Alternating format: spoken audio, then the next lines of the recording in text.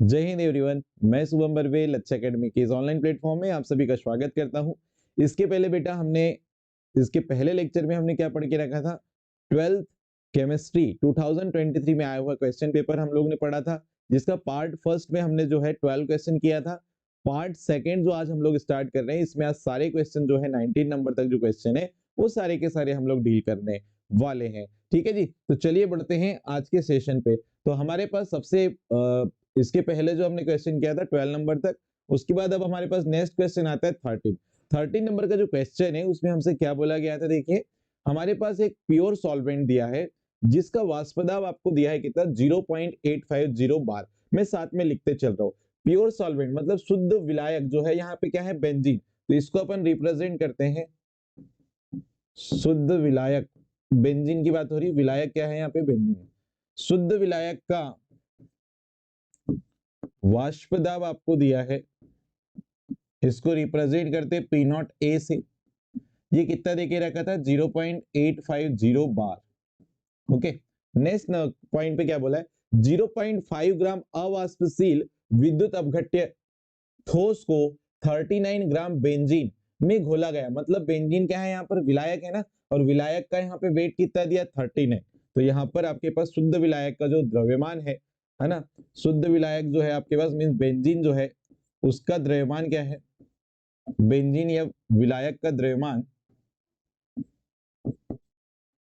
कितना दिया हुआ है। विलायक के द्रव्यमान को अपन रिप्रेजेंट करते हैं WA से। ये कितना दिया है, 39 ग्राम। ओके, और देखिए क्या बोला है, 0.5 ग्राम आवासशील विलेय विद्युत अपघट्य ठोस को इतने ग्राम सॉल्वेंट में डिसॉल्व किया गया था। ठीक है, तो यहाँ पर विलेय जो है, ये विद्युत अपघट्य को हम विलेय बोल रहे हैं। तो विलेय का द्रव्यमान आपको कितना देके रखा है, विलेय का द्रव्यमान इसको रिप्रेजेंट करेंगे WV से। वो दिया था आपके पास 0.5 ग्राम। ओके, फिर आगे क्या बोलता है, देखिए, तब प्राप्त विलयन का वाष्प दाब, विलयन का वाष्प दाब कितना हो जाता है, तब प्राप्त विलयन का वाष्प दाब, विलयन का वाष्प दाब कितना हो जा रहा है बोल रहा है। अच्छा, विलयन के वाष्प दाब को PS से रिप्रेजेंट करते हैं। ये कितना हो जा रहा है, 0.845 बार हो गया। ठीक है, तो ठोस का मोलर द्रव्यमान ज्ञात करें। मतलब जो आपके पास ठोस क्या है, आपका विलेय है, तो विलेय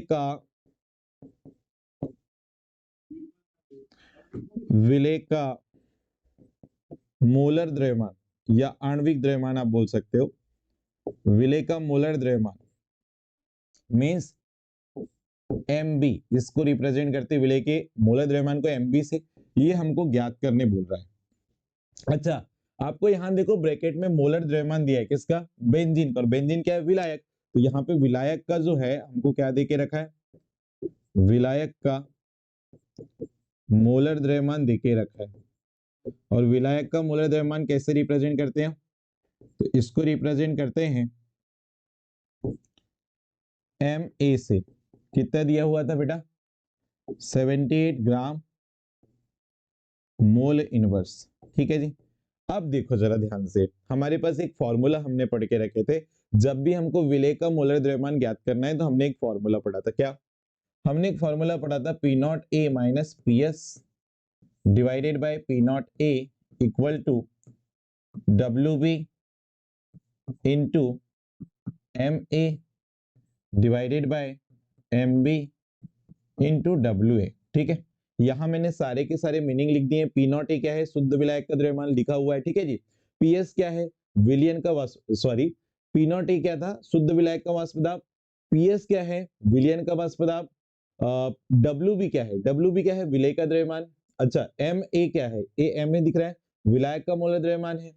MB क्या है, MB क्या है, विलेय का मोलर द्रव्यमान। और WA क्या है, विलायक का द्रव्यमान। मैंने सारी चीज को यहाँ मेंशन कर दिया है। हमको फाइंड क्या करना है, MB। तो MB फाइंड करना है बेटा, तो यहाँ पे MB निकाल लेते हैं। MB इक्वल टू क्या हो जाएगा, देखिए, P नॉट A, इसको ऊपर लेके चले जाओ, into WB into MA divided bye, यहाँ पे क्या होता रहेगा, WA into P not A minus PS। ठीक है, ये फॉर्मूला हो गया। अब वैल्यू पुट करना है, ध्यान से सुनते जाइए। ठीक है, P नॉट A की वैल्यू कितनी है, 0.85। चलो यहाँ वैल्यू पुट कर लेते हैं। इधर पे बता देते हैं। चले देखिएगा पी नॉट ए की वैल्यू कितनी है 0 पॉइंट, या फिर चलो इधर ही मैं इसके नीचे ही बता दूं तो अच्छे से क्लियर हो जाएगा, 0.850 बार। ठीक है, यूनिट के साथ लिख रहे हैं ताकि यूनिट भी कटेगी तो आपको क्लियर होगा। डब्ल्यू बी की value 0.5 gram, 0.5 gram. Okay, M A की वैल्यू कितनी है 78 ग्राम मोल इनवर्स, ये देखो। ठीक है, नेक्स्ट डिवाइड में देखो डब्ल्यू ए क्या है, विलायक के द्रव्यमान कितनी वैल्यू दिया है 39 ग्राम।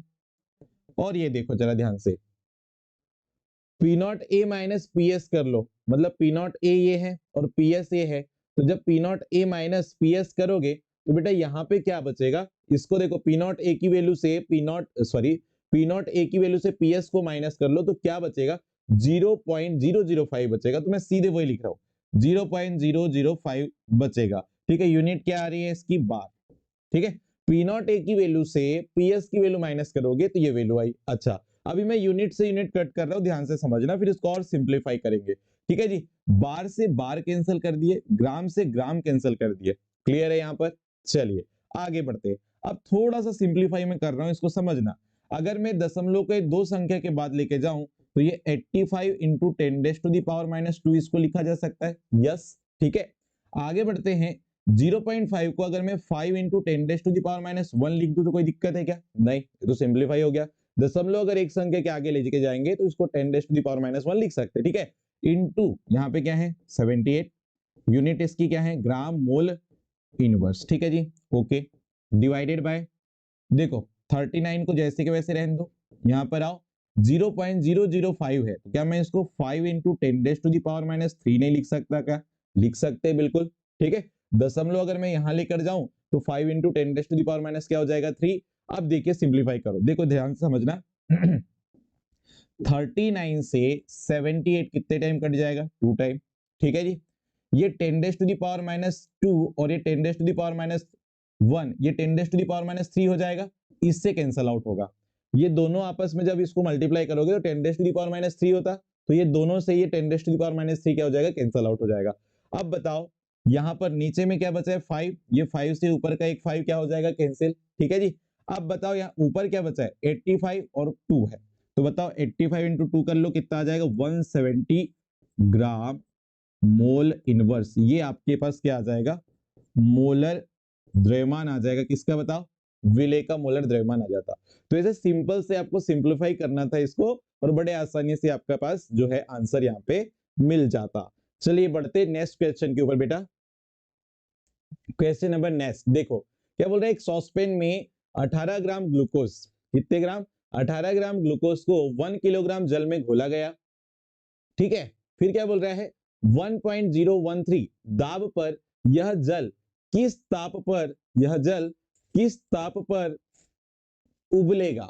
जल के लिए केबी का मान जो है वो आपको पूछा गया था, जल के लिए केबी का मान आपको क्या किया गया था पूछा गया था। तो चलो सिंप्लीफाई करते हैं, बहुत ही आसान क्वेश्चन है। देखो क्या क्या आपको जो डेटा दिया गया है उसको सबसे पहले आप यहाँ पे नोट कर लेंगे। ठीक है जी तो यहाँ पर ग्लूकोज को जल में घोला जा रहा है, मतलब ग्लूकोज क्या है विलेय है, तो यहाँ पे विलेय का द्रव्यमान क्या दिया है चलो देखते हैं। ग्लूकोज क्या है यहाँ पे विलेय, तो विलेय का द्रव्यमान आपको दिया गया था, विलेय का द्रव्यमान इसको रिप्रेजेंट करते हैं डब्ल्यू से, कितना दिया है बताइए 18 ग्राम दिया हुआ है। अब विलेय का द्रव्यमान दिया है तो विलेय का अपन आणविक द्रव्यमान भी तो लिख सकते हैं, विलेय का मोलर द्रव्यमान आप बोलते हो इसको मोलर द्रव्यमान, विलेय का मोलर द्रव्यमान एमबी से रिप्रेजेंट करते हैं और इसकी वैल्यू 180 ग्राम मोल इनवर्स आती है। आप निकाल के देखेंगे तो इतनी आएगी। ठीक है जी, चलिए यहां पर देखो 1 kg वाटर में इसको घोला गया था, मतलब विलायक का जो द्रव्यमान है, विलायक का जो द्रव्यमान है, विलायक के द्रव्यमान किससे रिप्रेजेंट करते हैं डब्ल्यू से, और ये कितना दिया था 1 kg। ठीक है जी, ओके। अब क्या करना है और क्या दिया है देखो, विलायक मींस जल के लिए केबी की वैल्यू भी दिया है, जल के लिए केबी का जो मान है वो कितना दिया गया है आपको 0.52। ठीक है, ये इतने टेम्परेचर दिया हुआ है, केल्विन किलोग्राम मोल इनवर्स की यूनिट दी है। अच्छा, फिर क्या बोल रहे हैं, देखो वन प्रेशर एक्चुअल में क्या है, यहाँ पर 1.013 प्रेशर पर यह जल किस ताप पर उबलेगा। अच्छा, यहां पर ये पूछा है कि भैया जब हमने जनरली हमको एक बात, आपको एक बात क्या पता है, जनरली हमको एक बात पता है कि boiling point of water, boiling point of water, यहाँ वाटर क्या है भैया, सॉल्वेंट है, तो विलायक का जो क्या बोलना चाहिए, क्वथनांक बोल सकते हो आप। विलायक मीन्स जल, तो विलायक का क्वथनांक, विलायक का क्वथनांक या बॉइलिंग पॉइंट ऑफ वाटर, विलायक क्या है, जल है, इसका क्वथनांक कितना होता है कोई बताएगा, तो 373.15 ये केल्विन में आता है। ठीक है जी, और ये कितने प्रेशर पे आता है, तो यहाँ पे प्रेशर आपको पता है 1.013 बार, इतने प्रेशर पे जो है, इतना टेम्परेचर जो है, क्या बोलना चाहिए, सॉल्वेंट का क्या होता है, क्वथनांक होता है। अच्छा, एक आपने टर्म पढ़ के रखा है, क्या, एक आपने टर्म ये पढ़ के रखा है, del TB equal to TB minus T not B, ये टर्म हमने पढ़ा है पहले। ठीक है जी, तो ये टर्म एक्चुअल में है क्या, और इसमें जो टर्म्स आप देख रहे हो, ये टर्म्स क्या क्या है वो देख लेते हैं। तो यहाँ डेल टीबी जो है, देखो विलायक का जो क्वथनांक मैंने यहाँ लिखा है, ये एक्चुअल में क्या है, इसको अपन रिप्रेजेंट करते हैं टी नॉट बी से, किससे रिप्रेजेंट करते हैं, टी नॉट बी से। और यहाँ पर बेटा डेल टीबी जो है, इसको मैं, चलो मैं नाम लिख देता हूं पहले, विलियन का, ये सॉरी, क्वथनांक में उन्नयन, क्वथनांक में उन्नयन, इसको रिप्रेजेंट करते हैं डेल टीबी से, किससे, डेल टीबी से। ठीक है, और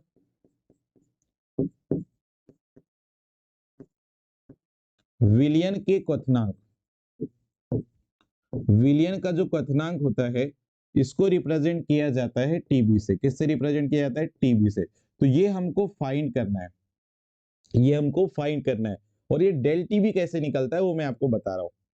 ठीक है, ये विलियन का जो क्वथनांक है, ये मुझे निकालना है, टी नॉट बी विलायक का क्वथनांक तो मुझे पता है। ठीक है, क्वथनांक में उन्नयन कैसे निकलता है उसके लिए फॉर्मूला होता है। अब क्वथनांक में उन्नयन निकालने का जो फॉर्मूला है बेटा, वो डायरेक्ट मैं आपको बता दे रहा हूं, उसी से आपका आंसर आने वाला है। तो देखो जरा ध्यान से, डेल टीबी इक्वल टू, देखो के बी दिया था, K B into W B divided by M B into W A.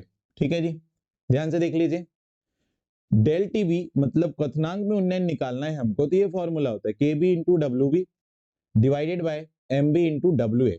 अगर सॉल्वेंट केजी में नहीं है तो ऊपर जो है 1000 से आप क्या कर सकते हो, मल्टीप्लाई, लेकिन हमारे पास जो सॉल्वेंट है वो तो केजी में यूनिट है ना उसकी, इसलिए अपन डब्ल्यू ए लेके चलेंगे। ओके, चलो वैल्यू पुट करते हैं, केबी की वैल्यू कितनी आ रही बताओ, 0.52 kelvin kilogram mole inverse, W B weight of solvent कितना है, 18 ग्राम। ओके, यहां पर आओ, M B molar mass of विले, या विले या सॉल्यूट का जो आपके पास द्रव्यमान होता है वो कितना है, 180 ग्राम मोल इनवर्स। ठीक है जी, और डब्ल्यू ए सॉल्वेंट का जो है वेट कितना दिया था, तो 1 kg, यहां रख दो 1 kg। अब ध्यान से समझना, यूनिट से यूनिट पहले कट करेंगे, देखो जरा, केजी से केजी कट जाएगा, ग्राम से ग्राम कट जाएगा, मोल इनवर्स से मोल इनवर्स कट जाएगा, मतलब आपके पास डेल टीबी की जो वैल्यू है वो आप देखो कैसे निकलेगी। ये 18 से कितने टाइम कटा, 10 टाइम, 0.52 को डिवाइड कर लो 10 से तो कितना आ गया, 0.052, ये केल्विन आ गया।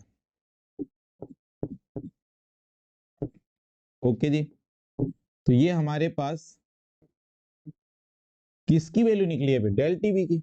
हमको निकालना क्या है, टीबी, विलियन में क्वथनांक निकालना है, तो भैया टीबी कैसे निकलेगा बताओ, तो टीबी निकालेंगे तो देखो ये फॉर्मूला मैंने बताया था, टीबी निकालना है तो टी नॉट बी इधर लेके जाओ, तो del TB plus T not B, तो बता दो यहाँ पे del T not sorry T not B का जो वैल्यू था ये वाला, देखो विलायक का क्वथनांक कितना दिया था 373.15 और T del not sorry del TB की वैल्यू कितनी आई है 0.052 प्लस इसकी वैल्यू कितनी है टी नॉट बी की वैल्यू है 373.15।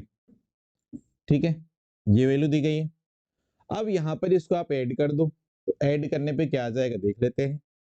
तो यहां पर आप ऐड कर लो इसको 0.052 और ये क्या है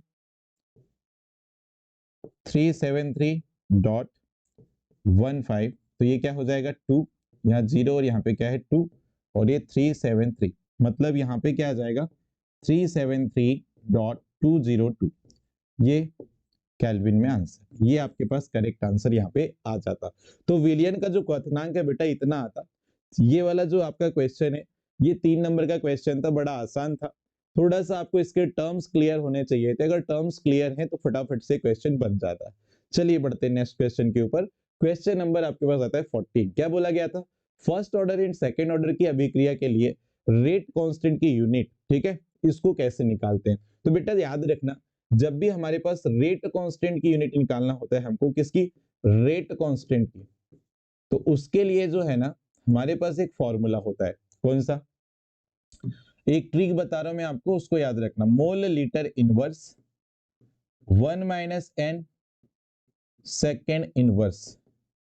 ठीक है जी, ये ट्रिक से ही हम चलेंगे। रेट कांस्टेंट की यूनिट जब भी निकालना है तो ये वाला जो है फॉर्मूला अपन यूज करेंगे। यहां पे एन क्या है order of reaction, order of reaction अभिक्रिया की कोटि, ये क्या है अभिक्रिया की कोटि है। ठीक है जी, तो अभिक्रिया की जो कोटि है यहां पर ये क्या है अभिक्रिया की कोटि। अब देखो हमें यहाँ पे फर्स्ट ऑर्डर और सेकेंड ऑर्डर की रिएक्शन की बात किया है उसने, तो इसी की बात करेंगे। अगर अगर हमारे पास फर्स्ट ऑर्डर रिएक्शन है, प्रथम कोटि की अभिक्रिया दी गई है, तो फर्स्ट ऑर्डर की रिएक्शन के लिए एन की वैल्यू कितनी रखोगे 1, एन की वैल्यू कितनी रखेंगे 1। तो यहां पर आइए रेट कांस्टेंट का जो यूनिट हो जाएगा इस केस में वो क्या होगा देखते हैं।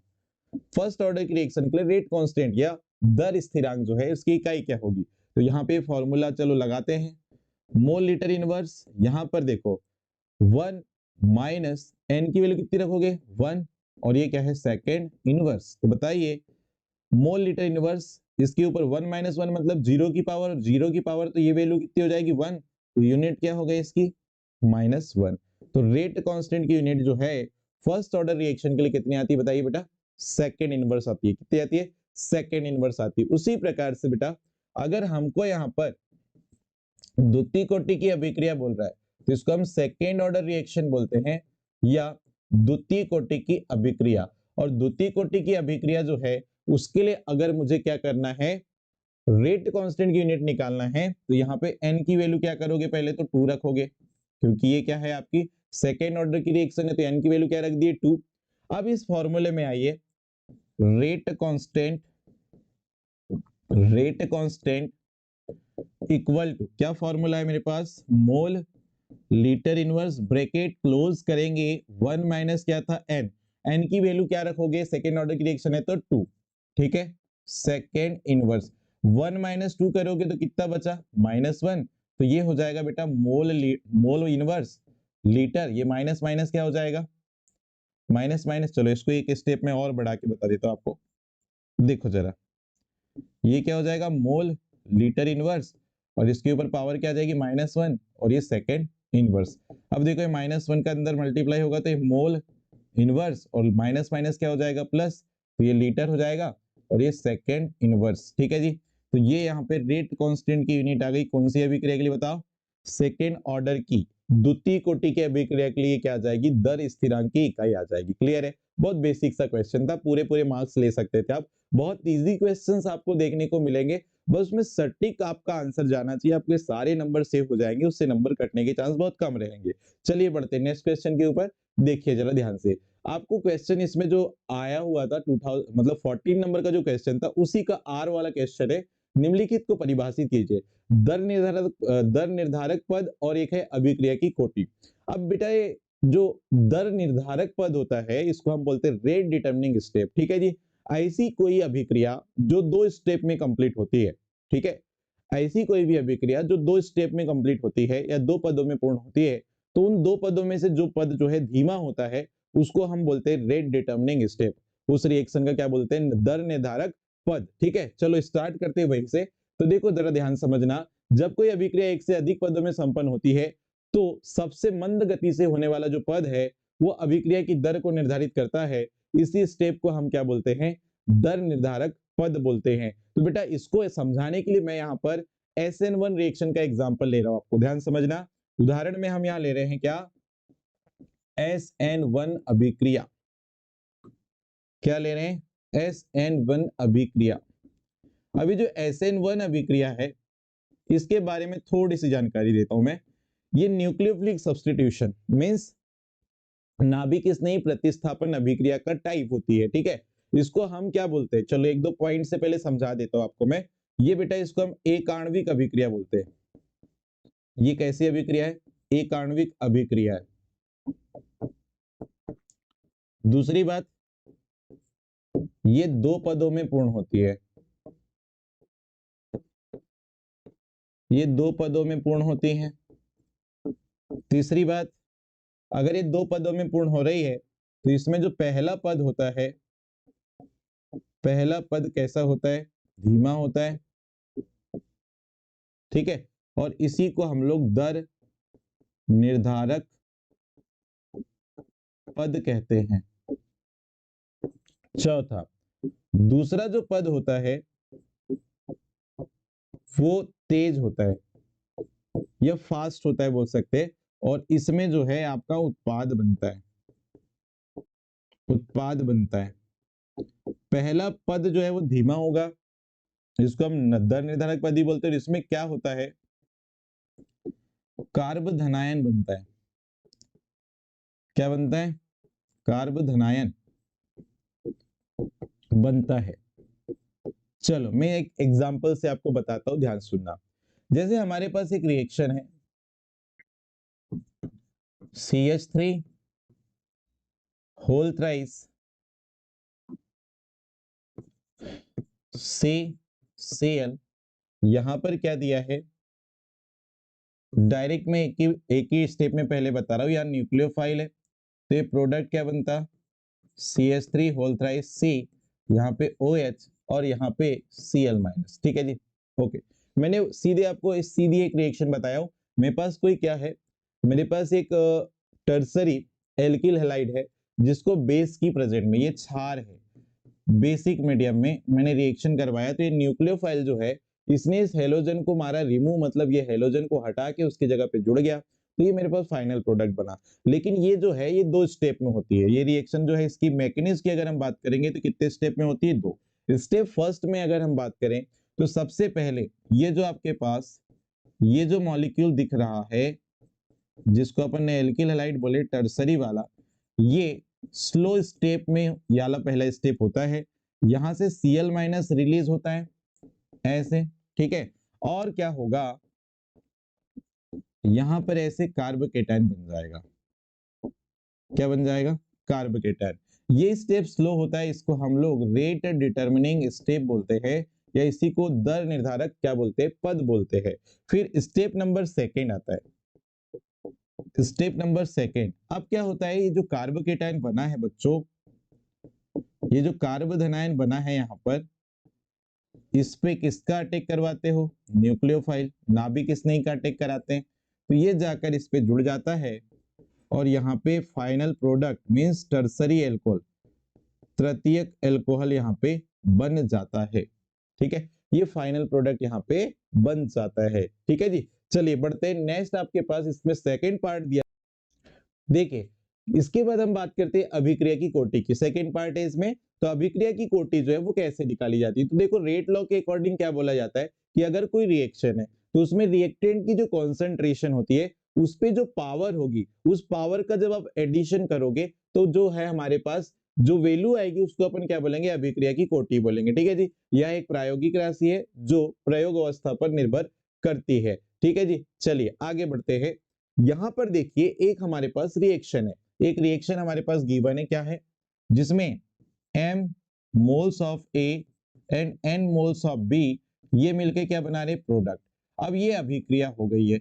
इस अभिक्रिया की अगर मेरे को क्या पूछा गया, इस अभिक्रिया की दर मेरे को लिखना है, ठीक है, या फिर अपन उसको रेट बोल सकते, रेट ऑफ रिएक्शन बोल सकते। तो अगर मुझे इस अभिक्रिया की दर लिखना है तो इस अभिक्रिया की जो दर है वो डायरेक्टली प्रोपोर्शनल होती है सक्रिय द्रव्यमान, किसके सक्रिय द्रव्यमान के, अभिकारक के सक्रिय द्रव्यमान के समानुपाती होती है। तो ये सक्रिय द्रव्यमान लिख लिए। अब ये सक्रिय द्रव्यमान में जो मोल्स आ रहे, जैसे ए के सक्रिय द्रव्यमान की अगर मैं बात कर रहा हूं तो इसके कितने मोल्स हैं यहाँ पर, m। तो ये जो मोल्स यहाँ पर दिखाई दे रहे हैं वो या पावर पे अपन इसको इंक्लूड कर देते हैं। अब ये जो अभिक्रिया की दर है ये इसका डायरेक्टली प्रोपोर्शनल का अगर मैं साइन हटाऊं तो यहाँ पर एक कांस्टेंट यूज कर सकते हैं आप, k active mass of A power m active mass of B power n।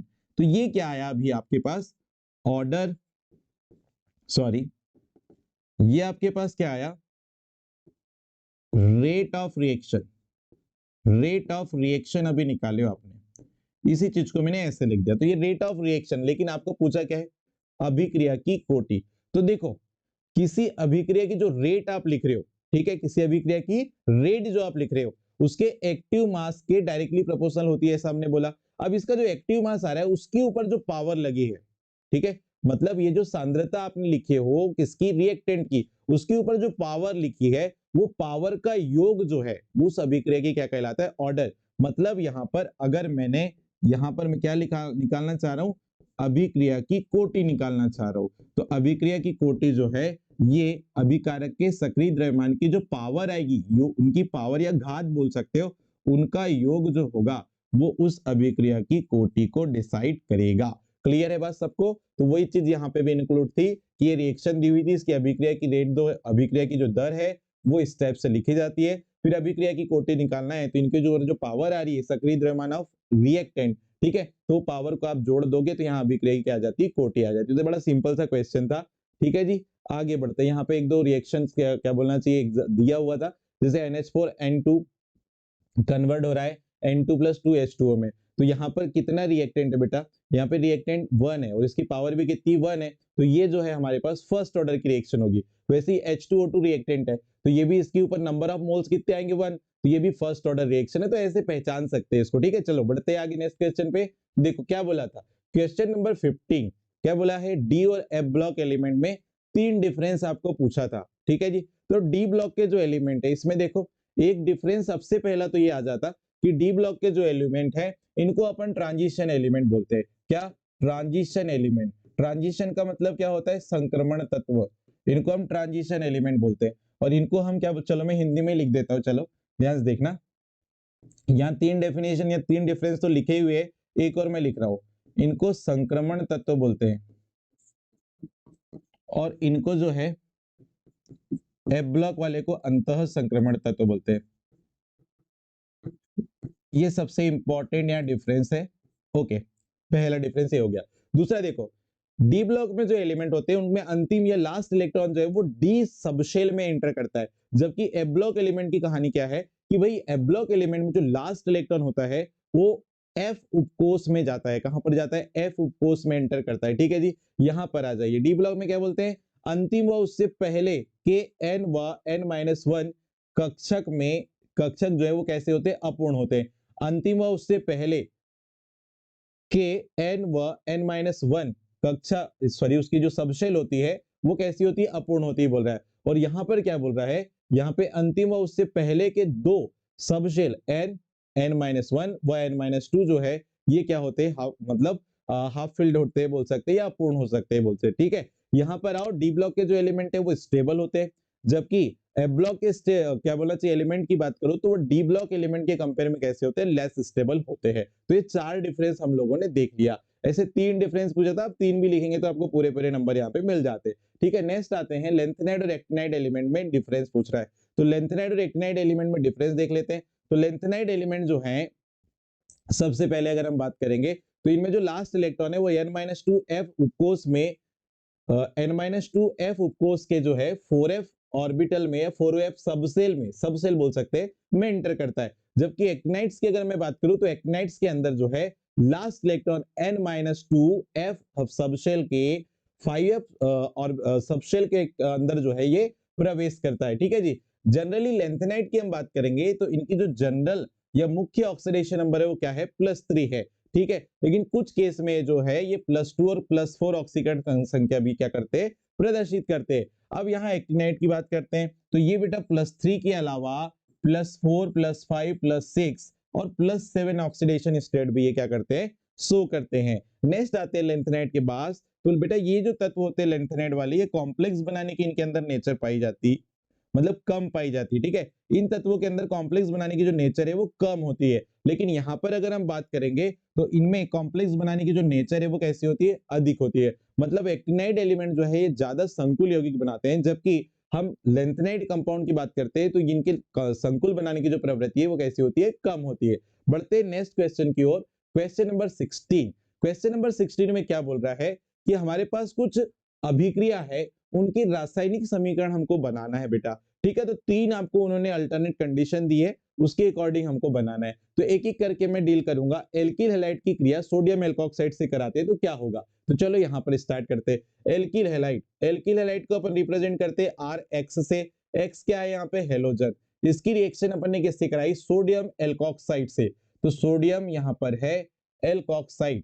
Okay, ये है सोडियम एल्कोक्साइड। ये क्या है बेटा, ये क्या लिखा मैंने, एल्किल हैलाइड लिखा। क्या लिखा, एल्किल हैलाइड लिख दिया। ठीक है जी। यहाँ पे X क्या है, हेलोजन है। क्या है, हेलोजन। हेलोजन बोले तो chlorine, fluorine, chlorine, bromine, iodine, ये कोई भी हो सकते हैं। ठीक है जी। और ये R क्या है, आपका एल्किल ग्रुप है। ठीक है, और ये क्या है बेटा, ये है सोडियम एल्कोक्साइड। इसको हम बोलते हैं सोडियम एल्कोक्साइड। ठीक है जी।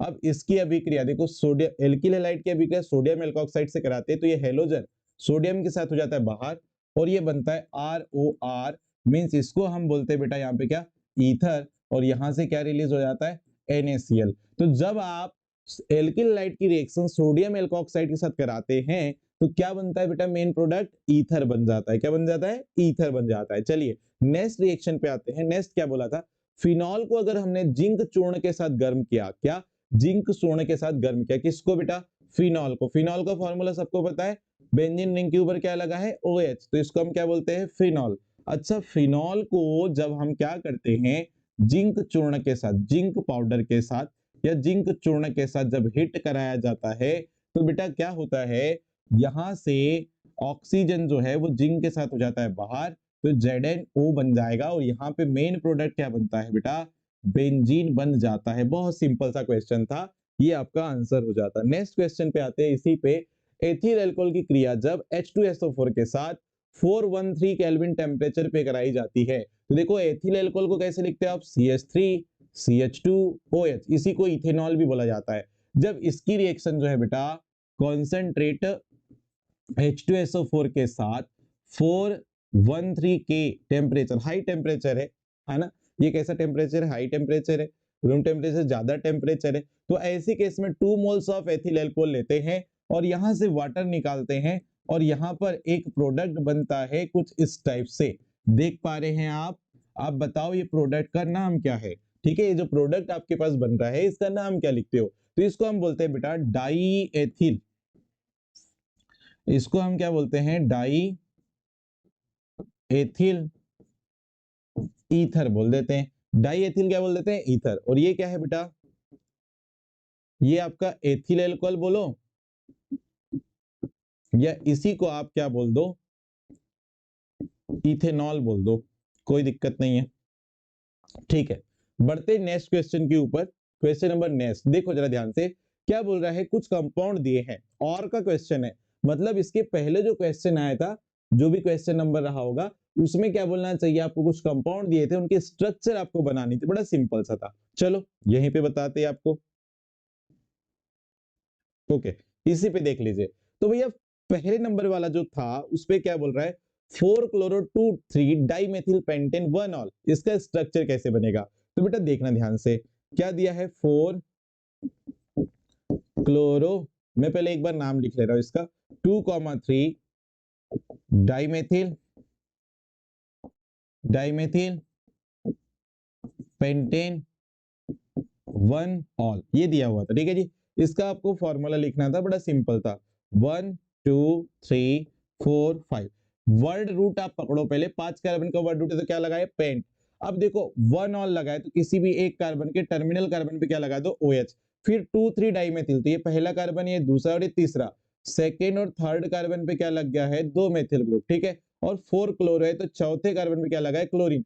वैलेंसी कंप्लीट कर लो, CH3 CH CH CH और ये क्या है CH2। तो ये जो मॉलिक्यूल होगा ये होता है आपके पास 4 क्लोरो 2 3 डाइमेथिल पेंटेन 1 ऑल। ठीक है जी, चलिए बढ़ते हैं क्वेश्चन नंबर 2 पे, 2 इथॉक्सी प्रोपेन। अच्छा सर ये 2 इथॉक्सी प्रोपेन को कैसे लिखेंगे आप? 2 इथॉक्सी प्रोपेन बड़ा इजी है जी, कैसे लिखोगे? तो CH3 CH CH3 और यहाँ पे OC2H5 ग्रुप लगा देंगे, तो बेटा इसका जो नाम है वो 2 इथॉक्सी क्या हो जाएगा प्रोपेन। नेक्स्ट आते हैं 2,6 डाइमेथिल फिनॉल। 2,6 डाइमेथिल फिनॉल, अच्छा ये तो और आसान है, 2,3 एक मिनट 2,6 बोला सॉरी, 2,6 डाई मेथिल फिनॉल। अच्छा ये है मेरे पास क्या बेंजीन रिंग, इससे लगा है OH तो ये तो फिनॉल कहलाता है, और जिस कार्बन से OH जुड़ा है उसको फर्स्ट कार्बन बोलते हैं, तो ये सेकंड कार्बन हो गया, इस पे क्या लगा है मेथिल, ये थर्ड कार्बन, फोर्थ फिफ्थ और ये सिक्स कार्बन पे क्या लगा है मेथिल, तो ये हो जाता है बेटा 2,6 डाइमेथिल फिनॉल। बहुत ही आसान क्वेश्चन थे, तो ये 3 स्ट्रक्चर बना देना था, तो इनमें से आपको और वाला क्वेश्चन भी पूरा पूरा सही मिलता। नेक्स्ट क्वेश्चन आता है SN1 तथा SN2 अभिक्रिया की क्रियाविधि लिखो। ठीक है, SN1 और SN2 रिएक्शन की क्रियाविधि लिखो बोल रहा है। चलो मैं थोड़ा सा आपको इसमें कॉन्सेप्ट बताता हूँ, तो उसके बाद में इसका मैकेनिज्म आपको डील करूंगा। तो SN1 जो रिएक्शन है हमारे पास बेटा, इसके बारे में हमको क्या क्या बात पता है कि ये जो है ये यूनिमोलिकुलर अभिक्रिया होती, प्रतिस्थापन अभिक्रिया होती। चलो मैं एक एक करके यहाँ पे आपको पहले लिख दे रहा हूँ। ठीक है, ये जो आपका SN1 रिएक्शन होती है ये एक आणविक नाभिक स्नेही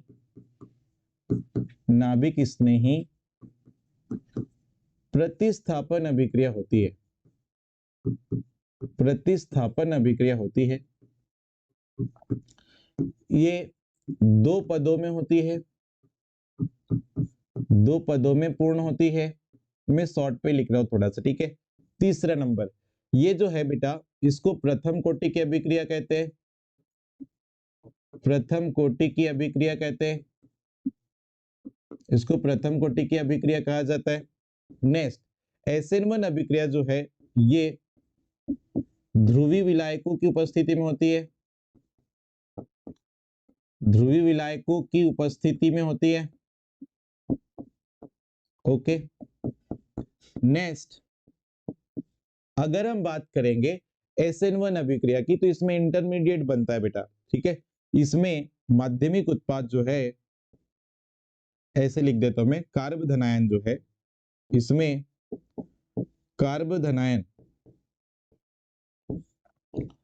माध्यमिक उत्पाद बनता है,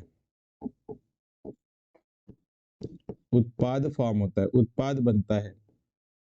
नेक्स्ट इसमें क्रियाशीलता का जो क्रम होता है, क्रियाशीलता, अच्छा इसको एक बात याद रखना कि जनरली नाभिक स्नेही जो प्रतिस्थापन अभिक्रिया होगी SN1 और SN2, इसको एल्किल हैलाइड मॉलिक्यूल शो करते हैं, है ना, हेलो एल्केन जिसको हम बोलते हैं। तो यहाँ पे 3 डिग्री एल्किल हैलाइड की रिएक्टिविटी सबसे ज्यादा होती है, 2 डिग्री एल्किल हैलाइड की उससे कम होती है, और 1 डिग्री एल्किल हैलाइड की जो रिएक्टिविटी होती है वो सबसे क्या होती है यहाँ पे कम होती है। तो ये कुछ बेसिक सा डिफरेंस यहाँ पे याद रखना। अब मैं सीधे एग्जाम्पल से इसकी मैकेनिज्म बताऊंगा, ध्यान सुनना। अब देखो बेटा ये जो SN1 रिएक्शन है वो 2 स्टेप में होती है। पहले स्टेप में क्या होता है, स्टेप फर्स्ट में सीधे मैकेनिज्म की बात कर रहा हूं। स्टेप फर्स्ट में क्या होता है, जैसे यहाँ पे मेरे पास क्या है, ये मेरे पास 2 क्लोरो 2 मेथिल क्या दिया हुआ है, प्रोपेन दिया हुआ है, ठीक है जी। तो ये मेरे पास, इसको मैं टर्सरी एल्किल हैलाइड भी बोल सकता हूँ। हेलोजन जिस कार्बन से जुड़ रहा है वो कार्बन अगर उसकी 3 वैलेंसी 3 कार्बन से होती है कंप्लीट, तो इसको अपन टर्सरी एल्किल हैलाइड बोलते हैं। क्या बोलते हैं, टर्सरी एल्किल हैलाइड अपन इसको बोलते हैं। अब पहला स्टेप जो होता है बेटा यहाँ पे, वो कैसा स्टेप होता है, स्लो, मतलब ये धीमा पद होता है। कैसा पद होता है, धीमा पद होता है। और धीमा पद है तो यहाँ से ये जो लिविंग ग्रुप है ये निकलता है बाहर, मतलब ये क्लोरीन अपना इलेक्ट्रॉन पेयर लेके क्या होता है, बाहर निकलता है। तो बताओ यहाँ पे क्या बनता है, CH3 C CH3 और ये है CH3। यहाँ पे पॉजिटिव चार्ज है कार्बन पे और यहाँ से एक Cl माइनस निकलेगा।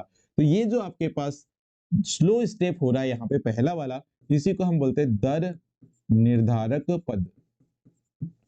इसको हम क्या बोलते हैं, दर निर्धारक पद, ठीक है। इसके बाद स्टेप नंबर सेकेंड जो होता है, पद नंबर सेकेंड या स्टेप नंबर सेकेंड में क्या होगा, ये कार्ब केटायन आता है। क्या, कार्ब केटायन जो होता है उसके साथ अब यहाँ पे बेटा नाभिक स्नेही आ जाएगा। यहाँ पे क्या आएगा, नाभिक स्नेही। और ये नाभिक स्नेही जो है वो अटैक करता है, देखो ये नाभिक स्नेही जो है वो अटैक करेगा इस कार्बन पे जिसपे पॉजिटिव चार्ज आ रहा है। तो यहाँ पे अपने पास फाइनल प्रोडक्ट बनता है कुछ इस टाइप से। और ये जो सेकेंड स्टेप है ना ये फास्ट होता है, मतलब तेज होता है। क्यों, क्योंकि जो कार्बोकेटायन होता है ये बेटा अनस्टेबल होता है।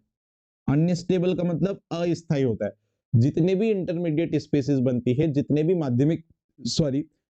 माध्यमिक उत्पाद बनते हैं वो अस्थायी होते हैं, मतलब ये फास्ट रिएक्शन करके प्रोडक्ट फॉर्म कर लेते हैं। क्लियर है। तो यहाँ पर सेकेंड स्टेप में नाभिक नहीं आएगा, कार्बोकेटायन के साथ फास्ट जुड़ेगा और यहाँ पे प्रोडक्ट आपके पास टर्सरी अल्कोहल बन जाता है। क्या बन जाता है, टर्सरी अल्कोहल बन जाता है। इसके बाद अगर हम बात करते हैं SN2 रिएक्शन की, चलो तो SN2 रिएक्शन में भी हम लोग पहले 1-2 पॉइंट लिख लेते हैं, उसके बाद हम लोग इसको समझेंगे, ठीक है जी। तो SN2 अभिक्रिया की क्या कहानी है, तो भैया इसको अपन जो है, अच्छा मैंने यहाँ पर एक चीज थोड़ा सा मिसिंग किया, क्या कि जो स्लो स्टेप होता है उसको हम रेट डिटर्मिनिंग स्टेप बोलते हैं और इसी के बेस पे अभिक्रिया की कोटेड डिसाइड होती है।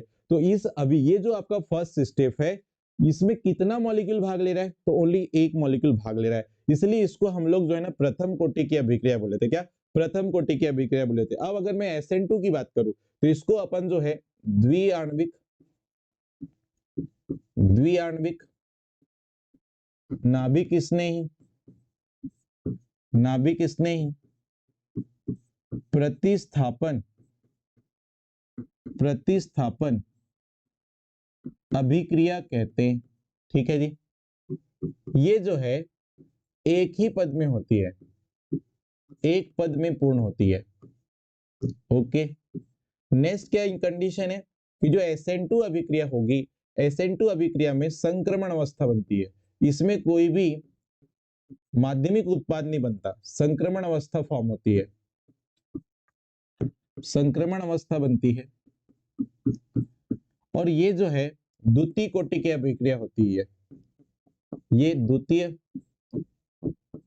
कोटि की अभिक्रिया होती है। नेक्स्ट जो आपके पास SN2 रिएक्शन है उसकी एक और कहानी ये है कि ये अध्रुवीय विलायकों की उपस्थिति में होती है, ये अध्रुवीय विलायकों की उपस्थिति में होती है। और यहां पर क्रियाशीलता का क्रम उल्टा है, क्रियाशीलता का जो क्रम है SN1 से जस्ट अपोजिट हो जाता है। या 1 डिग्री एल्किल हैलाइड सबसे आगे, 2 डिग्री एल्किल हैलाइड उससे कम और 3 डिग्री एल्किल हैलाइड जो है वो सबसे लास्ट में आएगा, सबसे कम। क्लियर। चलो अब मैं यहाँ पे इसका रिएक्शन बताता हूँ। स्टेप फर्स्ट, ये एक ही स्टेप में पूर्ण होती है, ध्यान समझिएगा, ठीक है जी। देखो यहां पर अगर मैंने CH3Cl लिया, CH3Cl को मैं कुछ स्टेप से लिख रहा हूं, ध्यान समझना। ये H और यहाँ पे क्या है Cl, ये है मेरे पास मेथिल क्लोराइड, इसको हम क्या बोलते हैं, मेथिल क्लोराइड, ठीक है जी। ये है मेरे पास मेथिल क्लोराइड। अब मेथिल क्लोराइड जो है इस पर अगर मैं किसी न्यूक्लियोफाइल का अटैक करवाऊं, ठीक है जी, तो ध्यान दीजिएगा न्यूक्लियोफाइल जस्ट इसके बैक साइड से अटैक मार रहे हैं, ठीक है। तो यहां से ये जो आपके पास क्या बोलना चाहिए, जो हेलोजन मॉलिक्यूल है वो ऐसे निकल रहा है। ठीक है, मतलब इसका जुड़ना प्रारंभ होगा इस कार्बन से और इसका क्लोरीन का यहाँ से निकलना प्रारंभ होगा। जस्ट अपोजिट साइड से, बैक साइड से, मतलब यहाँ पे अटैक मारता है। तो यहाँ पर ना एक ट्रांजिशन स्टेट बनती है। कैसी? एक संक्रमण अवस्था कैसी बनती है, ध्यान समझना। मतलब यहाँ पर ये देखो, ये ऑक्सीजन और कार्बन के बीच बॉन्ड बनने लगता है और क्लोरीन और कार्बन के बीच बॉन्ड टूटने लगता है। मतलब ये जो बॉन्ड है, कार्बन और क्लोरीन का बॉन्ड जो है ये ब्रेक होने लगा, टूटने लगा, और ये कार्बन और ऑक्सीजन के बीच का जो बॉन्ड है ये फॉर्म होने लगा। ये बॉन्ड यहाँ पे क्या हो रहा है, फॉर्म हो रहा है, बन रहा है। तो ये जो स्टेट आती है इसी को हम बोलते हैं ट्रांजिशन स्टेट, या इसी को हम बोलते हैं संक्रमण अवस्था। ठीक है, और ट्रांजिशन स्टेट के बाद ये बिल्कुल फास्ट स्टेप, या मतलब ये जो रिएक्शन है एकदम से फास्ट हो जाती है। पहले जो स्टेप हो रही है कैसा होता है यहाँ पे, स्लो। मतलब दोनों देखो, रिएक्टेंट ये क्या है आपके पास, मेथिल क्लोराइड, और ये क्या है, नाभिक स्नेह या न्यूक्लियोफाइल। इसको हम नाभिक स्नेह बोल दो या न्यूक्लियोफाइल बोल दो।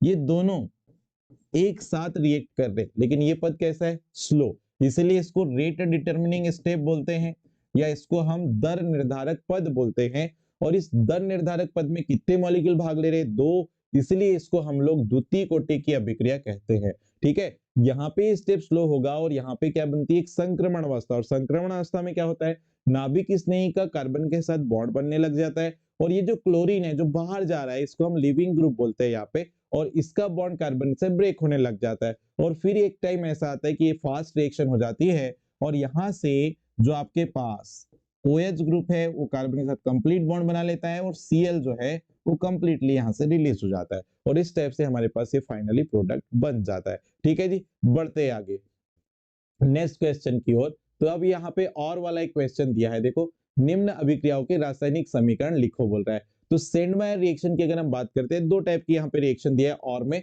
सेंडमायर और फिटिंग। तो सेंडमायर रिएक्शन देख लो। सबसे पहले क्या होता है कि जब भी किसी डायजोनियम क्लोराइड सॉल्ट है, ध्यान सुनना, 3 केस यहाँ पे बनते हैं, वैसे एक केस यहाँ पर दिया है हमारे पास। क्या होता है, ये होता है डायजोनियम क्लोराइड,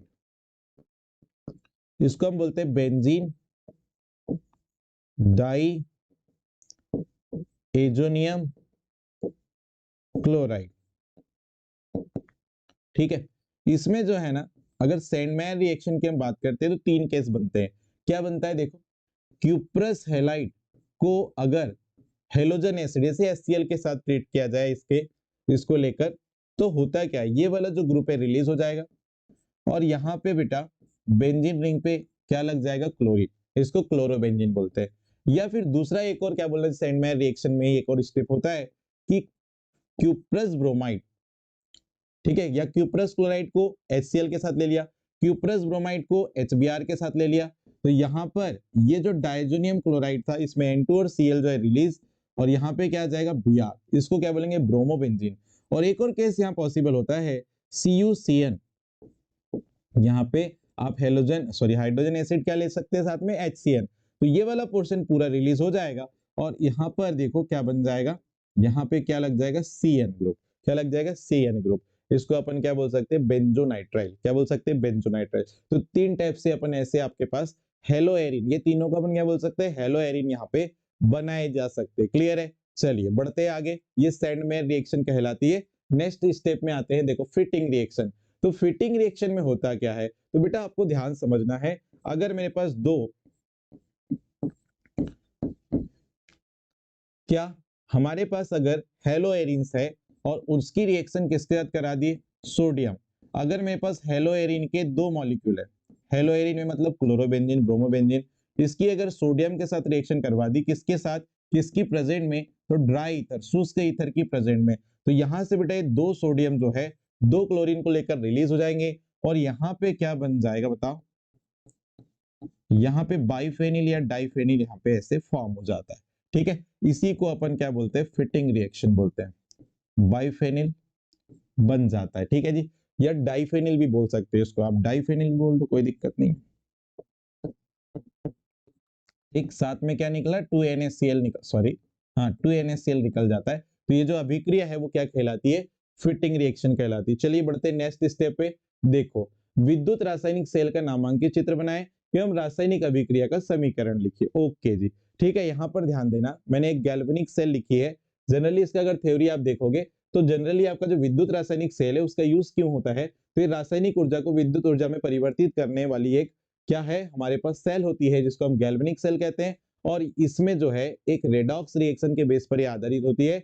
और इसका जो रासायनिक सेल का जो सूत्र है, सॉरी एक स्ट्रक्चर है, वो मैंने यहाँ पर थोड़ा सा बनाने का प्रयास किया है। ध्यान दीजिएगा, मेरे पास दो हाफ सेल होती है। हाफ सेल का मतलब अर्ध सेल, ठीक है। तो ये कंटेनर है, इस कंटेनर में मैंने एक इलेक्ट्रोलाइट फिल करके रखा है, कौन सा, ZnSO4 है ना, जिंक सल्फेट का मैंने यहाँ पे इलेक्ट्रोलाइट या विद्युत अपघट्य भर के रखा है। इस पे मैंने एक इलेक्ट्रोड लगाया है जिंक का, किसका, जिंक इलेक्ट्रोड लगाया है मैंने। उसी प्रकार से इस साइड मैंने एक हाफ सेल लिया है, उसके अंदर मैंने एक विद्युत अपघट्य सॉल्यूशन लिया है CuSO4, और इसको मैंने जो है इसके अंदर मैंने कॉपर का इलेक्ट्रोड लगा के रखा है, ठीक है जी। अब ध्यान देना, यहाँ पर ये दोनों जो इलेक्ट्रोड है एक दूसरे से एक वोल्टमीटर से कनेक्ट होते हैं। अच्छा, अब होता क्या है कि जैसे यहाँ पे इलेक्ट्रोलाइसिस की प्रोसेस चालू होती है तो होता क्या है, ध्यान से सुनना।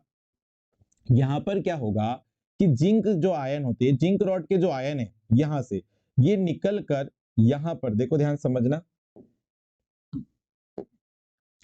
यहां से निकल कर Zn2 प्लस आयन के फॉर्म में सॉल्यूशन में जाने लग जाते हैं। तो यहां बताओ क्या हो रहा है, जिंक रॉड जो है, जिंक सॉलिड जो है वो कन्वर्ट हो रहा है बेटा Zn2 प्लस में, और यहां से कितने इलेक्ट्रॉन रिलीज हो रहे होंगे, 2। तो यहां से जो है ना इलेक्ट्रॉन रिलीज हो रहे हैं, कितने, 2 इलेक्ट्रॉन। तो ऐसे जिंक आयन इस रॉड से बाहर आने लग गए, तो ये यहां से इलेक्ट्रॉन का मूवमेंट इस साइड होने लग गया, ऐसे ऐसे, ठीक है, ऐसे इलेक्ट्रॉन इस साइड आने लग गए, ये इधर इलेक्ट्रॉन का मूवमेंट होने लग गया, ठीक है। तो होता क्या है कि यहां से अब इलेक्ट्रॉन इधर मूव होने लग गए, तो यहां पर ध्यान देना, ये जो रॉड है वो कैसे हो जाएगी, नेगेटिव। तो ये रॉड पे कैसा चार्ज आ जाता है, नेगेटिव। तो ये जो इलेक्ट्रोड है इस कैसा इलेक्ट्रोड हो जाता है, नेगेटिव इलेक्ट्रोड। और इसको अपन नाम क्या देते हैं बेटा, यहाँ पे एनोड।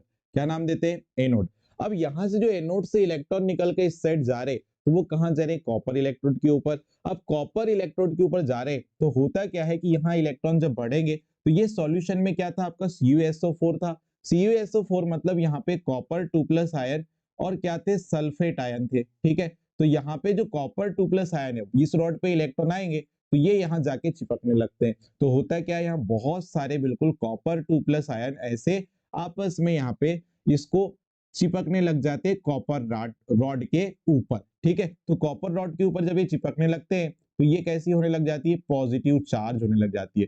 मतलब ये जो कॉपर इलेक्ट्रोड है ये कैसे चार्ज वाला हो जाता है, पॉजिटिव चार्ज। और इसको अपन क्या नाम देते हैं जी, कैथोड।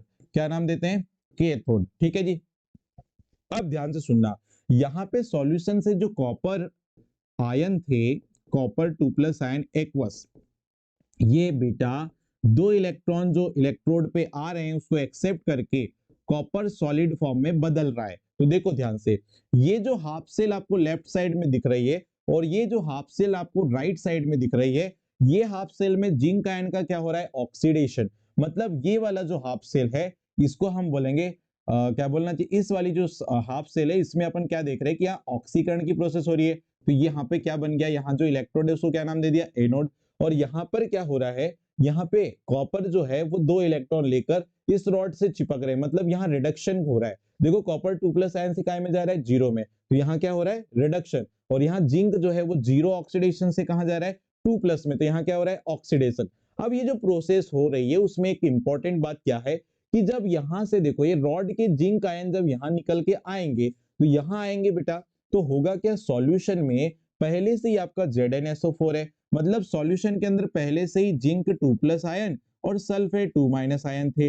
लेकिन जिंक आयन और बढ़ने लग गए, मतलब यहाँ पे सॉल्यूशन के अंदर जिंक 2 प्लस आयन की कॉन्सेंट्रेशन क्या होने लग गई, बढ़ गई। मतलब इधर वाला जो इलेक्ट्रोलाइटिक सॉल्यूशन है वो उसमें ज्यादा पॉजिटिव चार्ज आयन बढ़ने लग गए। और ये वाले सॉल्यूशन में क्या हो रहा है, तो यहाँ पे जो पॉजिटिव केटायन थे कॉपर के वो कहां जाके चिपकने लग गए, वो इलेक्ट्रोड पे जाके चिपकने लग गए कॉपर वाले। तो यहाँ पे कौन से आयन की अधिकता हुई बताओ, तो यहाँ पे सल्फेट 2 आयन की क्या हो गई, अधिकता होने लग गई। मतलब यहाँ नेगेटिव आयन बढ़ रहे और यहाँ पे पॉजिटिव आयन बढ़ने लग गए। तो अब हो क्या रहा है कि इलेक्ट्रोलाइटिक सॉल्यूशन की न्यूट्रलिटी खत्म होने लग गई, उदासीनता खत्म होने लग गई। तो हमने यहाँ पर ना एक जुगाड़ लगाया, जिसको हम बोलते हैं सॉल्ट ब्रिज। क्या बोलते हैं? Salt bridge. तो यहाँ पे अपन ने क्या लगाए? Salt bridge. ये जो आपको ग्रीन वाली पट्टी दिखाई दे रही है इसको अपन क्या बोलते हैं? Salt bridge. और ये जो सॉल्ट ब्रिज है बेटा, ये जो आपके पास सॉल्ट ब्रिज है जिसको हम लवण सेतु बोलते हैं,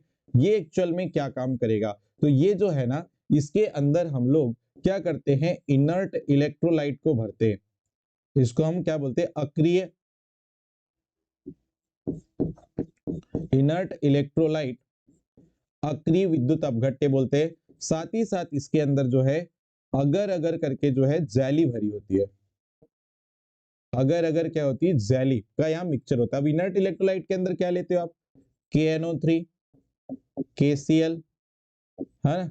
यहीं पर आपके पास और एक दो ऐसे मटेरियल यहाँ पर यूज किए जा सकते हैं, ये स्ट्रॉन्ग इलेक्ट्रोलाइट होते हैं, ठीक है? ये अपन लोग यहाँ पे फील करते हैं। अब इसके अंदर इसको फील करेंगे, जब आप इनर्ट इलेक्ट्रोलाइट को फील करोगे तो होता क्या, इसका क्या काम है? तो जिस सॉल्यूशन के अंदर जिस टाइप के आयन या जिस टाइप के आयन की वृद्धि होती है उसके अपोजिट साइड आयन को उस साइड भेजेगा। मतलब इस साइड जो है अगर जिंक 2+ आयन बड़ा है तो यहाँ मान लो सॉल्ट ब्रिज जो है इसके अंदर जो आपके पास इनर्ट इलेक्ट्रोलाइट है, मान लो यहाँ पे KNO3 है। क्या है? KNO3 है। तो KNO3 जो है उसमें NO3- और K+ आयन में ब्रेक होगा। तो NO3- आयन जाएंगे इस साइड, ये वाले साइड पे, और K+ आयन जाएंगे इस साइड। क्यों? क्योंकि यहाँ पे क्या है, देखो कौन सा आयन बढ़ा था? नेगेटिव। तो नेगेटिव आयन को न्यूट्रलाइज करने के लिए इस साइड से कौन सा आयन जाएगा? पॉजिटिव। और यहाँ से देखो यहाँ पे पॉजिटिव आयन की कॉन्सेंट्रेशन बढ़ी थी, तो इसको न्यूट्रलाइज करने के लिए सॉल्ट ब्रिज का एनायन जो है वो इस साइड जाएगा। और ये ऐसे केस में क्या होगा कि ये दोनों साइड पे जो है अपोजिट आयन को भेजेगा कौन? Salt bridge. और यहाँ पे सॉल्यूशन को क्या कर देगा? न्यूट्रलाइज कर देगा, और सेल हमारा जो है ज्यादा टाइम तक वर्क करेगा। चलिए आगे बढ़ते हैं। इसी पे हमने कुछ इसकी मैकेनिज्म लिखी हुई है। देखो मैकेनिज्म हमने अभी थोड़ी देर पहले समझाई है। इस सेल में दो विद्युत अपघट्य सॉल्यूशन जो है अलग अलग पात्र में रखे होते हैं। इन पात्रों में विद्युत अपघटन में उपस्थित धातु आयन वाली धातु की छड़ इलेक्ट्रोड का काम करती है। डेनियल सेल में एक पात्र में जिंक सल्फेट का सॉल्यूशन व जिंक की छड़ तथा दूसरे पात्र में कॉपर सल्फेट का विलयन और कॉपर की छड़ रखी होती है।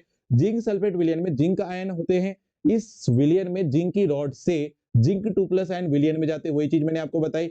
यह क्रिया जो है ऑक्सीकरण कहलाती है। ऑक्सीकरण की प्रोसेस कहलाती है, ये मैंने अभी थोड़ी देर पहले आपको बताया, ठीक है? और यहाँ ये वाली रिएक्शन होती है। नेक्स्ट देखो, फिर नेक्स्ट क्या है? इलेक्ट्रोड तार पर नेक्स्ट आपके पास जो सेकंड वाला जो रहेगा, इलेक्ट्रोड जो है कॉपर जो इलेक्ट्रोड होगा तार द्वारा कॉपर की छड़ पर चला। अच्छा, इसी के बाद देखो यहाँ जो इलेक्ट्रॉन रिलीज हो रहे हैं कहाँ? ऑक्सीडेशन की प्रोसेस में। ये जो इलेक्ट्रॉन है, ठीक है, ये जो इलेक्ट्रॉन है वो क्या कर रहे हैं? यहाँ ऑक्सीडेशन की प्रोसेस में जो इलेक्ट्रॉन निकले वो वायर के द्वारा जो है कॉपर की छड़ पे चले जाते हैं। मैंने थोड़ी देर पहले बताया था आपको। ये जो इलेक्ट्रॉन यहाँ से रिलीज हो रहे हैं वो कहां जा रहे हैं? कॉपर इलेक्ट्रोड की ओर। और जब इलेक्ट्रॉन का मूवमेंट जिस साइड होता है उसकी जस्ट अपोजिट साइड करंट का फ्लो होता है, ये याद रखना है। मतलब करंट का फ्लो किधर से किधर होगा? कॉपर से कॉपर इलेक्ट्रोड से किस साइड, सॉरी कैथोड से किस साइड होगा? एनोड की ओर, ऐसे बोल सकते हो आप, ठीक है? नेक्स्ट आओ यहाँ पे फिर पढ़ते हैं। चलिए फिर क्या बोल रहा है? कॉपर सल्फेट के विलयन में उपस्थित कॉपर 2+ आयनों का इन इलेक्ट्रॉन द्वारा अपचयन होता है। देखो वो जो इलेक्ट्रॉन आ रहे हैं उसको कॉपर सॉल्यूशन के अंदर से जो कॉपर आयन थे वो उनको क्या बोल रहे थे? कर लेते हैं और क्या बनाते हैं? बना लेते हैं, ठीक है जी। आगे बढ़ते हैं। क्या बोल रहा है? इलेक्ट्रॉनों के इस प्रवाह के कारण विद्युत धारा उत्पन्न होती है। जिंक का घुलना व कॉपर छड़ पर कॉपर चढ़ना जारी रहता है। जिंक इलेक्ट्रोड ऑक्सीकरण होने के कारण एनोड व कॉपर इलेक्ट्रोड पर रिडक्शन के कारण कैथोड कहलाता है। जिंक छड़ सेल का ऋण व कॉपर छड़ जो है वो धन सिरा या धन पॉजिटिव एंड कहलाते हैं, वो मैंने आपको बता दिया, ठीक है? सेल में जो सॉल्ट ब्रिज होता है ये विद्युत परिपथ को पूर्ण करता है, ये भी मैंने आपको चीज बता दी। सेल की संपूर्ण क्रिया निम्न प्रकार लिखी जा सकती है। मतलब ये जो है आपका फाइनल इक्वेशन होता है, ठीक है? यहाँ पर जिंक का जो है वो ऑक्सीडेशन हो रहा है और कॉपर का क्या हो रहा है? रिडक्शन हो रहा है, ठीक है जी। तो ये आपके पास फाइनल रिएक्शन है। मैंने एक प्रॉपर डायग्राम से इस चीज को समझाने की पूरी कोशिश की है, ठीक है जी। आगे बढ़ते हैं। क्वेश्चन नंबर आपके पास आता है नेक्स्ट, नर्नेस्ट इक्वेशन। अब नर्नेस्ट इक्वेशन जो है इसकी उत्पत्ति कीजिए बोला था। किसी मेटल का जो इलेक्ट्रोड है Nernst equation generally electrode potential find करने के लिए जो है यहाँ पे एक इक्वेशन आया था जिसको हम नर्नेस्ट इक्वेशन बोलते हैं, ठीक है? ये जनरली हम लोग जो है दो टाइप के यहाँ पर सेल के लिए इक्वेशन लिखते हैं, नर्नेस्ट इक्वेशन, ठीक है? एक हाफ सेल के लिए लिखा जाता है और एक लिखा जाता है कंप्लीट सेल रिएक्शन के लिए। अभी मैंने बताया था 2 हाफ सेल बनी थी, एक हाफ सेल में ऑक्सीकरण हो रहा था, एक हाफ सेल में क्या हो रहा था, रिडक्शन हो रहा था। मैं यहाँ पर एक रिएक्शन लिखता हूँ, ध्यान सुनना। ओके, देखिए यहाँ पर ध्यान दीजिएगा, अगर मेरे को नर्नेस्ट इक्वेशन लिखना है किसके लिए, अर्ध सेल के लिए, एक रिएक्शन है मेरे पास, या यहाँ पर चलो ये हेडिंग वैसे लिखी हुई है, फर्स्ट नंबर डाल दे रहा हूं मैं। अर्ध अभिक्रिया के लिए जो है आपको क्या लिखना है, नर्नेस्ट इक्वेशन लिखना है। तो मेरे पास एक हाफ रिएक्शन क्या है, मैं एग्जांपल लेता हूँ, ये वाला एग्जांपल नहीं लेते, ये वाला एग्जांपल नहीं लेते, मैं एग्जांपल लेके आपको बताता हूँ, ध्यान सुनना। यहाँ पर एक कॉपर 2+ आयन, ये एक्वस मीडियम में प्लस 2 इलेक्ट्रॉन्स कन्वर्ट हो रहा है Cu सॉलिड में। अब इस रिएक्शन के लिए मेरे को नर्नेस्ट इक्वेशन लिखना है। तो नर्नेस्ट इक्वेशन मतलब इस सेल के लिए जनरली इलेक्ट्रोड पोटेंशियल निकालने के लिए जो है इक्वेशन आया था, ठीक है। क्या एक बार डेफिनेशन पढ़ लो, किसी मेटल के इलेक्ट्रोड विभव धातु आयन की सांद्रता और ताप पर निर्भर करते हैं, अतः किसी सेल का विभव इन्हीं फैक्टर्स पर डिपेंड करता है, और इन फैक्टर्स के इफेक्ट को क्लासिफाई करने के लिए नर्नेस्ट ने एक इक्वेशन दिया था जिसको नर्नेस्ट इक्वेशन बोलते हैं। तो ये अगर हाफ सेल रिएक्शन है, इस हाफ सेल रिएक्शन के लिए अगर मुझे क्या निकालना है, नर्नेस्ट इक्वेशन निकालना है, तो यहाँ पे बेटा जो आपका सेल विभव होता है उसको ई सेल से रिप्रेजेंट करते हैं, या जो इलेक्ट्रोड विभव होता है उसको अपन इससे लिखते हैं ई सेल से। इसका एक फॉर्मूला होता है ई नॉट सेल माइनस, इसको हम बोलते हैं मानक इलेक्ट्रोड विभव। ई नॉट सेल को क्या बोलते हैं, मानक इलेक्ट्रोड विभव, है ना, RT upon NF, RT upon NF, यहाँ पे क्या आ जाएगा Ln, और यहाँ पर बेटा copper solid divided by copper 2+ ion aqueous, ठीक है, ये हो गया। ये आपके पास हाफ सेल के लिए नर्नेस्ट इक्वेशन होता है। अब ये जो कॉपर सॉलिड होता है, यहाँ पे कॉपर सॉलिड जो होता है, देखो सॉलिड का जो है कॉन्सेंट्रेशन या एक्टिव मास जो है वो यहाँ पर नहीं रखा जाता, इसको यूनिट माना जाता है, तो 1 से इसको रिप्लेस कर सकते हैं, ठीक है। और Ln को लॉग के टर्म में लिखा जाता है, तो इसी को मैं ऐसे लिख सकता हूँ, E cell equal to E not cell minus, अगर लॉग के टर्म में लिखूंगा तो 2.303 RT NF, यहाँ पे क्या आ जाएगा लॉग, और यह 1/Cu2+ आयन, इसको ऐसा लिखा जाएगा, ठीक है जी। मतलब मैंने यहाँ पर ये कॉपर सॉलिड का जो वैल्यू है या कॉन्सेंट्रेशन या एक्टिव मास है उसको क्या मान लिया, 1 मान लिया, ठीक है। तो ये आपके पास हाफ सेल के लिए नर्नेस्ट इक्वेशन ऐसे लिखा जाता है। नेक्स्ट आपके पास आता है, अगर मेरे पास एक सेल रिएक्शन है, अगर मेरे पास क्या है यहाँ पर एक सेल रिएक्शन है, सेल रिएक्शन बोले तो यहाँ पर दी हुई है, देखो Zn solid plus copper 2+ aqueous convert हो रहा है Zn2+ एक्वस में, साथ में यहाँ पे कॉपर क्या है, सॉलिड, ठीक है। ये मेरे पास एक सेल रिएक्शन है, और इस सेल रिएक्शन के लिए अगर मेरे को नर्नेस्ट इक्वेशन लिखना है तो वो कैसे लिखेंगे, E cell equal to E not cell minus RT upon NF Ln। यहाँ पे देखो जो आपके पास सॉल्वेंट एक्वस फॉर्म में, देखो एक्वस फॉर्म में जो स्पीसीज है उसको एक्सप्रेशन में लिखते हैं प्रोडक्ट की कॉन्सेंट्रेशन अपॉन रिएक्टेंट की, तो zinc 2+ ion, active mass of zinc 2+ ion, और active mass of copper 2+ ion. और जो आपके पास सॉलिड स्पीसीज होती है, चाहे वो प्रोडक्ट साइड हो चाहे रिएक्टेंट साइड हो, उसको यहाँ पे नहीं लिखा जाता। तो ये हमारे पास एक इक्वेशन बन गया, नर्नेस्ट इक्वेशन, किसके लिए, एक कंप्लीट सेल के लिए। अब ये Ln के टर्म में था, इसको अगर मैं किसके टर्म में लिखूं, लॉग के, तो ये E cell equal to E not cell minus 2.303 RT divided by NF, यहाँ पे क्या आ जाएगा लॉग, और Zn2+ divided by copper 2+ ion, मतलब ये active mass of zinc ion और active mass of copper ion, ऐसे लिख सकते हैं इसको, ठीक है जी। तो यहाँ पर ये किसी सेल के लिए आप नर्नेस्ट इक्वेशन इस टाइप से लिख सकते थे, और ये हाफ सेल के लिए नर्नेस्ट इक्वेशन इस टाइप से लिख सकते थे, ठीक है जी। नेक्स्ट आते हैं क्वेश्चन के ऊपर।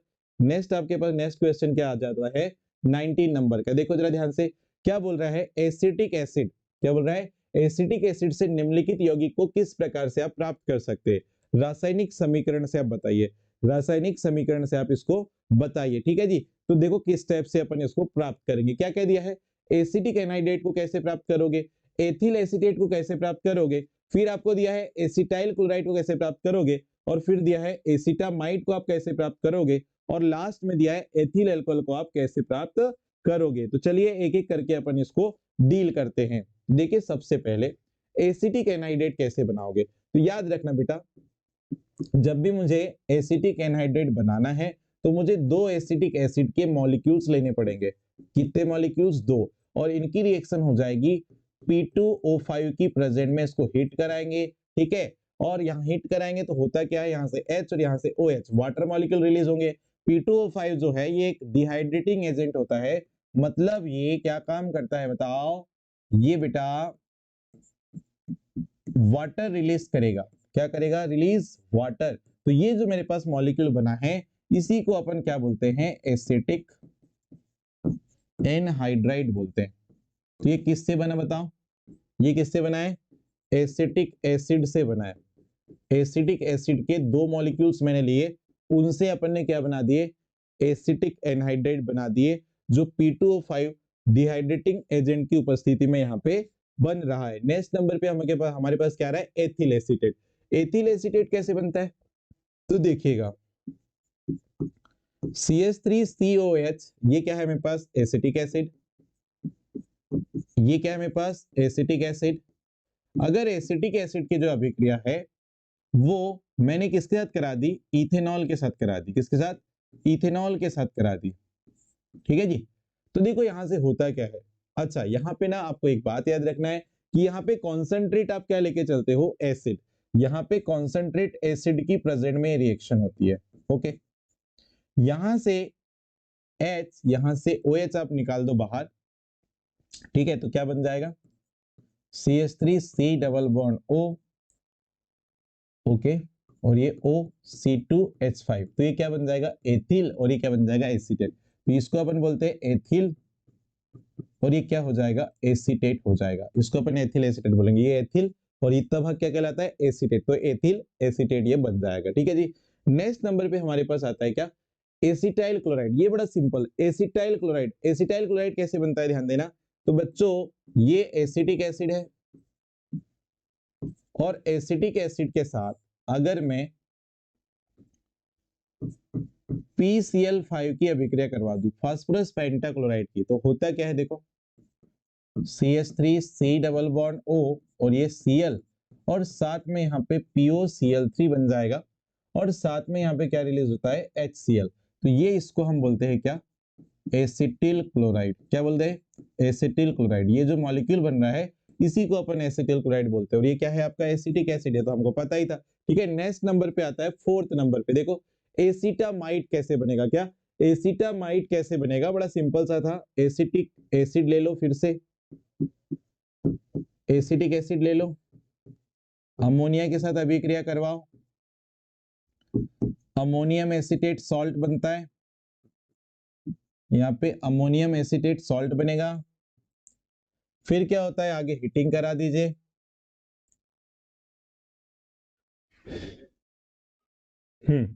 हीटिंग करा दीजिए। तो यहाँ पे आपके पास CH3C double bond O NH2, और साथ में क्या रिलीज होता है? H2O। क्या रिलीज हो जाता है? H2O। क्लियर है जी। तो ये हमारे पास क्या बन गया बताओ? यहाँ पर हमारे पास क्या बन गया? ये लास्ट में जो प्रोडक्ट बन रहा है इसी को अपन क्या बोलते हैं? एसिटामाइड बोल देते। क्या बोल देते? एसिटामाइड। अपन इसको क्या बोल देते? नाम दे देते, ठीक है जी। नेक्स्ट नंबर पे हमारे पास आता है, नेक्स्ट नंबर पे हमारे पास क्या आ जाएगा? देख लीजिए, एथिल एल्कोहल। क्या आ गया? एथिल एल्कोहल आ गया, ठीक है। एथिल एल्कोहल कैसे बनाओगे जरा ध्यान से समझिएगा। एथिल एल्कोहल कैसे बनाएंगे? तो अभी मेरे पास जो पहला इसके जस्ट स्टेप पहले पढ़े थे कि अगर मेरे पास एसिटिक एसिड है, अगर PCl5 के साथ अगर मैंने इसकी अभिक्रिया करवाई, तो मैंने अभी थोड़ी देर पहले आपको बताया था कि CH3C डबल बॉन्ड OCl बनेगा मेन प्रोडक्ट। ये क्या कहलाता है? Acetyl chloride. इसको अपन ने क्या बोले थे? एसिटिल क्लोराइड बोले थे।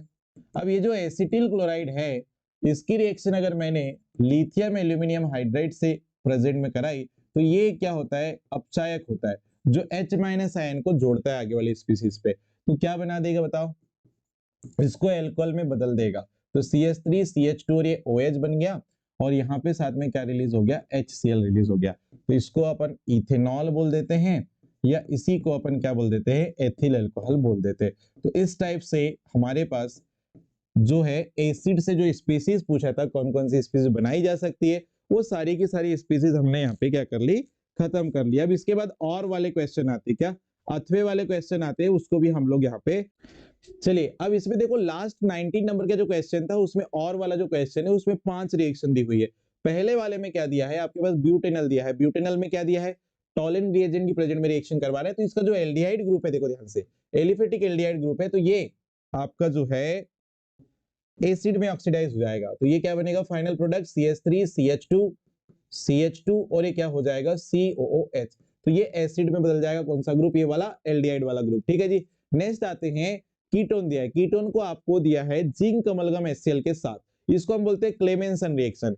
एल्डिहाइड या कीटोन की रिएक्शन जब जिंक Hg के साथ HCl की प्रेजेंट में कराई जाती है तो इसको हम बोलते हैं क्लेमेंसन रिएक्शन, और ये एल्केन बनाने के काम आती है। तो ये जो आपके पास अभिक्रिया है, इससे फाइनल प्रोडक्ट आपका ये बन जाएगा RCH2R, और ये ऑक्सीजन जो है ये बाहर होगा वाटर के फॉर्म में। ठीक है, तो यहाँ क्या बना, एल्केन। मेन प्रोडक्ट यहाँ पे क्या बन गया है, एल्केन बन गया है। ठीक है जी, ओके। नेक्स्ट आते हैं एसिटिल क्लोराइड। ये आपके पास, सॉरी, यहाँ पे हमारे पास जो है ये बेंजाइल क्लोराइड है। बेंजाइल क्लोराइड जो है आपके पास, ओके, यहां पर अगर ये एसिटाइल ग्रुप आपको दिख रहा है, ये वाला जो ग्रुप दिख रहा है आपके पास, अगर यहां पर H2 के साथ में पैलेडियम BaSO4 दिया है, ठीक है, तो ये क्या काम करता है, इस रिएजेंट को अगर आप जानते हैं तो बिल्कुल आसानी से आपका आंसर आता है। ये है रोजेनमुंड अपचायक। रोजेनमुंड अपचायक क्या करता है, ये वाला जो ग्रुप है आपके पास COCl जो ग्रुप है, इसको एल्डिहाइड में बदल देता है। तो देखो ध्यान से, ये क्या हो जाएगा, ये मेरे पास बेंजल्डिहाइड बन जाएगा। क्या बन जाएगा, बेंजल्डिहाइड। तो ये रोजेनमुंड अपचयन अभिक्रिया है। अच्छा, यहां पर देखो RCN, ये क्या दिया हुआ है, एल्यूमिनियम हाइड्राइड। अच्छा, IBU वोल्टाइज दिया है, इसको बोलते हैं क्या, die isobutyl aluminium hydride. Die isobutyl aluminium hydride, ये एक आपके पास बल्कि बेस है। ये बल्कि बेस पहले दिया है और सेकेंड स्टेप में क्या दिया है, वाटर। तो ये क्या करता है, साइनाइड को किस में बदलेगा, ये साइनाइड को किसमें बदलेगा बताओ, ये एल्डिहाइड में बदलेगा। मतलब यहाँ जो फाइनल प्रोडक्ट बनता है वो RCHO बनता है। तो ये मेरे पास फाइनल प्रोडक्ट रहता है यहाँ पे क्या, एल्डिहाइड। नेक्स्ट नंबर पे आओ। नेक्स्ट नंबर पे आप क्या देख रहे हो, देखो ध्यान से, ये वाला जो ऑक्सीजन है इसका जो बॉन्ड है वो यहाँ नहीं है, वो कहां पर है वो देखो। तो ये जो बॉन्ड बना रहा है ये वाले ऑक्सीजन के साथ जुड़ा है। तो ये देखो, ये एसिटाइल क्लोराइड है, और ये अगर बेंजीन के साथ दिया है और निर्जल AlCl3 है, तो ये फ्रीडल क्राफ्ट एल का एसाइलेशन, फ्रीडल क्राफ्ट एसाइलेशन आपने पढ़ा होगा, तो उस पे अभिक्रिया पढ़े होंगे आपने। तो यहाँ जो फाइनल प्रोडक्ट बनता है वो क्या बनता है, C डबल बॉन्ड OCl। ठीक है जी, और सॉरी Cl नहीं बनेगा, R ग्रुप आएगा यहाँ पे। क्या ग्रुप आएगा, R। Cl तो बाहर चले जाता है, Cl क्या हो जाएगा, बाहर। यहाँ से जो हाइड्रोजन होगा उसके साथ है Cl बाहर, मतलब यहाँ पे HCl के फॉर्म में ये निकल जाएगा। ठीक है जी। तो यहाँ पर आपके पास जो है ये एसीटोफिनोन बन गया। क्या बन गया, एसीटोफिनोन टाइप का जो है हमारे पास यहाँ पर कंपाउंड बन जाता है। तो ये आपके पास और वाले क्वेश्चन थे जो 19 नंबर के क्वेश्चन के अंदर दिए थे। तो ये प्रॉपर आप इस टाइप से सॉल्व कर लेते, इसमें 2 लाइन आप लिख लेते, तो आपका बड़ा आसानी से इसमें पूरे पूरे नंबर आपको मिल जाते। तो ये जो अभी अपन ने पेपर जो क्या बोलना चाहिए डील किया है, ये 2023 का पेपर था बेटा, 12th एग्जाम का। और अभी अब जो है इसके बाद के जो लेक्चर आने वाले हैं उसमें हम लोग जो है वो डील करेंगे मॉडल पेपर जो अपडेटेड सिलेबस के आधार पर है, उसमें मोस्ट इंपॉर्टेंट क्वेश्चन को हम इंक्लूड करने का पूरा प्रयास करेंगे। उसको आप एक बार जरूर देखें। जय हिंद।